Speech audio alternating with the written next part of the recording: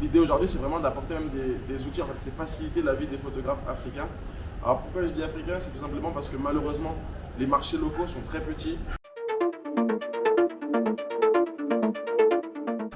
J'ai 26 ans, je suis franco-togolais au Niger depuis mai 2019, mais j'y ai passé mon bac en 2011-2013. Afroto, c'est la photo africaine.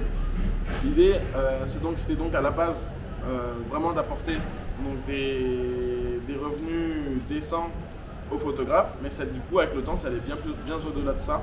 C'est-à-dire que l'idée aujourd'hui, c'est vraiment d'apporter même des outils, en fait, c'est faciliter la vie des photographes africains. Alors pourquoi je dis africains? C'est tout simplement parce que malheureusement, les marchés locaux sont très petits.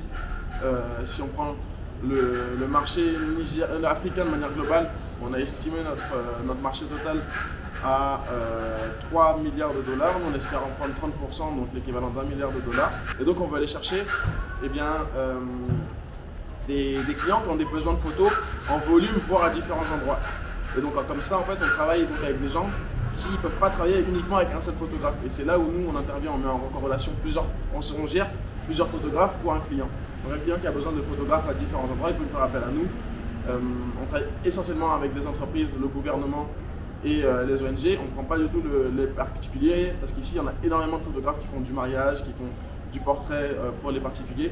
Et comme on veut, c'est vraiment apporter donc des revenus en supplément pour les photographes locaux et pas venir reprendre leur travail. En interne, on est deux fondateurs. L'idée, c'est vraiment de créer une plateforme qu'on a déjà créée, qui nous permet en fait, à partir de quand on reçoit une demande d'un client, on scinde cette demande en différentes ordres de mission pour différents photographes. Et à partir de là, les photographes font les photos, ils nous les envoient en interne. Nous, on les retouche, nous, pendant que le client ait un contenu homogène, et parce qu'on sait vraiment ce que veut le client et que la retouche, c'est quand même très personnel. Et à partir de là, on a donc un photographe qui, lui, est bien rémunéré, un client qui est content, et nous qui prenons notre argent à la fois sur la mise en relation, mais aussi sur la post-production. Et donc, en fait, là-dedans, tout le monde est content, tout le monde y gagne. Et voilà, c'est un modèle qui commence à marcher ici au Niger. Après, on a plein de photographes avec qui on travaille. On a travaillé avec plus de 7 photographes aujourd'hui. Il y a vraiment 2 photographes avec qui on travaille de manière très récurrente sur le Niger. On est en contact avec plein de photographes dans la sous-région. Mais vraiment, sur les missions qu'on a, on a 2 photographes qui sont très bons et une équipe, 2 équipes, mais surtout une équipe de vidéastes avec qui on travaille beaucoup. Après, on a des partenaires justement, qui sont donc différentes agences de communication avec qui chez qui on redirige certains de nos clients en fonction des besoins.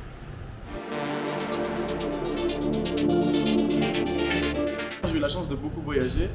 Pendant ma jeunesse, j'ai vécu à Madagascar, en France, au Chili, et après ça je suis venu au Niger. Les gens étaient vraiment très accueillants, mais j'ai aussi vu qu'il y avait tout un tas de problèmes. Et en fait, en sortant de mon bac, je faisais déjà beaucoup de sport. Je suis d'ailleurs rentré en sciences et techniques des activités physiques et sportives derrière. En fait, je voulais apporter un centre sport-santé au Niger, dans la mesure où on voit énormément de jeunes talents qui malheureusement n'ont pas accès au sport de haut niveau par manque d'infrastructures, par manque de soins et par manque de formation. Et le hasard a fait que je suis tombé au Niger. En fait, à la fin de mes études, je devais faire un stage, je devais avoir une expérience professionnelle dans un pays à l'international. Et en fait, je voulais me rapprocher de l'Afrique, donc j'avais déjà commencé à entreprendre. J'avais déjà lancé un premier projet photo pour les particuliers. Ça me permettait de me faire un peu d'argent en tant qu'étudiant. Donc j'ai contacté plein d'incubateurs un peu partout en Afrique. Et il s'avère qu'une de mes réponses m'est venue du SICMEN, donc le centre incubateur des petites et moyennes entreprises du Niger. Et en plus de ça, j'ai eu des retours plutôt positifs sur cet incubateur et donc je savais qu'ils étaient sérieux. Et donc je suis décidé de revenir au Niger. J'ai eu une expérience donc de 12 mois au sein du SICMEN et j'avais vu des gros manques côté photo. Par exemple sur les mariages, les gens appellent d'une manière genre viens là mon petit, viens là. On les prend pas vraiment au sérieux quoi. Même moi quand je disais que je fais de la photo, je voyais les regards sur la tête des gens, sur la ouais t'es venu pour t'amuser. Et c'est d'ailleurs pour ça que moi en tant que photographe que j'ai repris en fait la photo et que je me suis dit pourquoi pas creuser ça. Malheureusement ici les photographes ils sont pas très bons, mais en fait j'ai compris à force de discussion qu'en fait ils ne sont pas très professionnels dans la mesure où en fait malheureusement ils ne gagnaient pas de bons revenus, c'est-à-dire qu'ils n'étaient pas bien payés pour des prestations et donc forcément ils devaient faire plus de volume que de la qualité. Donc à force, ils détérioraient leur matériel sans pouvoir même arriver à le renouveler. Et c'est d'ailleurs à partir de ce constat-là que m'est arrivé, que je me suis demandé comment aider ces photographes. Après ma mission, j'ai pris le temps à me poser, à réfléchir vraiment sur ce projet. Je me suis dit qu'il fallait transformer vraiment ce cercle vicieux en cercle vertueux. Alors, notre mission, c'est vraiment faciliter la vie des photographes, enfin ce qu'on appelle même les afro-créateurs qui sont photographes et vidéastes africains.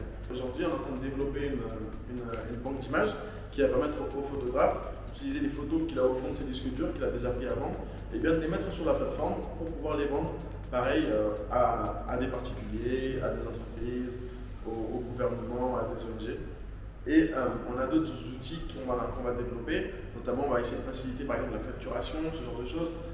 Et on leur crée aussi du contenu qui se forme en entrepreneuriat. Nous, on veut créer donc, la plus grosse start-up africaine en termes de communauté. Donc on veut qu'en fait un maximum de personnes puissent vivre notamment de la photographie. J'ai évolué avec un mindset d'entrepreneur. J'ai été inspiré par plein d'entrepreneurs et je me suis dit pourquoi ne pas continuer là-dessus. C'est vrai que les entrepreneurs dont je m'inspire, ils sont américains, européens, et ils ne sont pas forcément africains. Donc je me suis dit pourquoi pas faire un podcast. On va vraiment interviewer des entrepreneurs africains. Et comme je suis surtout en Afrique francophone, j'ai fait un podcast pour les Africains francophones. Aujourd'hui, c'est des entrepreneurs. Demain, il y aura aussi des incubateurs, des investisseurs, vraiment tout cet écosystème entrepreneurial.